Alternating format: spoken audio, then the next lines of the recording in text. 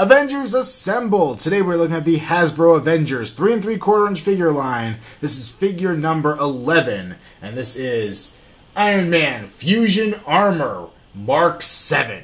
Pretty happy to see the Mark VII armor coming out. I'm pretty interested in the evolution of Iron Man armors, and this one is a cool one to me. I like what they did with it. Apparently the triangle was ass, so we have to get away from that and move up to this improved design, which, like I said, I really do enjoy. Now, technically, I could have picked up another Mark VI figure and reviewed him. They kind of sort of redid the Mark VI. They think they took the articulation out like all the rest of these figures, so he at least fits with the line, which is very strange.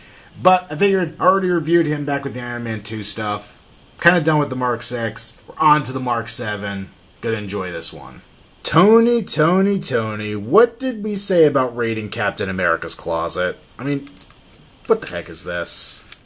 He's got a shield now? Why does Tony Stark have a shield? Well, apparently this is a spinning saw blade. It looks like it's these little fan pieces coming out. It's supposed to be like electrical energy going around him or something. Clips on his wrist, has a little peg in there. It spins if you flick it. I don't know. This is really stupid. Iron Man himself is pretty cool looking. As I mentioned before, I love the Mark VII design. Just the slight little changes they made to it. The paint on here is really cool looking. I love the paint. The deep metallic red, the metallic gold. Nice silver on it. The only part I'm really disappointed at is the arc reactor. Looks like it was done with whiteout. The warning I've heard, I have yet to experience this problem, but I'd heard from a couple sources that this paint will rub off. And if you leave him in contact with another figure for too long, sometimes that paint will bleed onto something else. I actually heard over at Marvelicious Toys, which is a podcast that I listen to for Marvel news on collectibles, that somebody had put his up against the Clear Vision, and it bled all over the Clear Vision, which, if you know anything about the Clear Visions, they could be a bitch to find, so really a downer on that one. Now, the Iron Man I would have been the most annoyed with if they messed up the sculpt, because they've done so many Iron Men, there's no excuse for it at this point. But we got a good solid Iron Man head. The body is that slight redesign with the padded shoulders, which look really cool. Got his heavy shoulder armor here. He has the little things on his arms, which I believe are the laser beams that he uses in the movie a few times. There's good detailing on the leg. Really nicely done. He's got the bulkier back where he would have had the boosters and all that stuff. Really, really nicely done, this figure. I figured if we're going to do a comparison shot between the new and old figures, we got to do this thing right and bring in the whole 7-piece hull of armor and truly show off the evolution of Iron Man. And I must say, this figure does well in standing out amongst the crowd. He has definitely some details that make him look different and unique and a worthy part of the collection, but he also blends in with the other armors quite well, which is a definite plus. For a more simplistic comparison, we will bring in just the Mark VI, and it looks like the Mark VII is a little on the short side, though it's hard to tell because of the lack of articulation these Avengers figures have. And there's just so many variables with the older Iron Man figures of what they can look like. But still, he's not obscenely different looking, not obscenely short or anything like that. And I think he holds his own in the group. The paint scheme is pretty consistent with what the rest of them are. I mean, the paint has fluctuated amongst the Iron Man line as it's gone on. My Mark III was really dull. Mark IV looked better. I mean, it just kind of goes all different places with the line. So he definitely will fit in. I must say as well, I loved the way they deployed the Mark VII armor. I'm not going to give any spoilers about it, but I'm so tempted to because I loved it. It was really neat to see. And apparently it's something that was brought up for the Mark VI in the Iron Man 2 novelization. Hopefully that's a vague enough spoiler.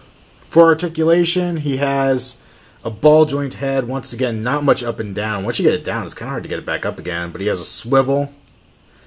Pin socket shoulders, so you get 360 around.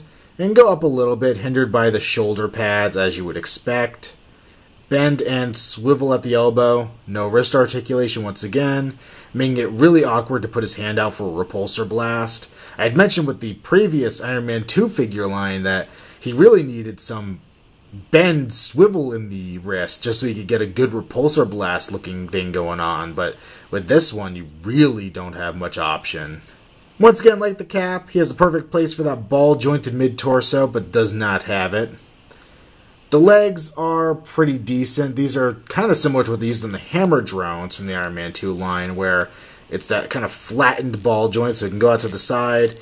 Should go forward and back, but it really is hindered by the sculpt. Swivel at the upper leg, bend and swivel at the knee, and once again, no ankle articulation.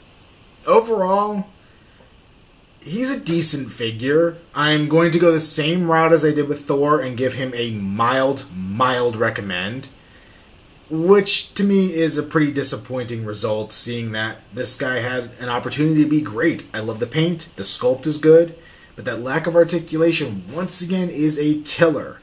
I felt like the Iron Man 2 line was missing some needed articulation, and by further restricting it, it's a real bummer. Also, I don't know if I would give this guy a recommendation if I'd done what I normally do with these figures and put them in my Boxo Marvel.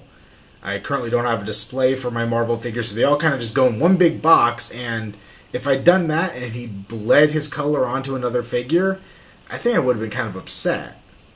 And probably wouldn't have been as willing to give this guy a pass.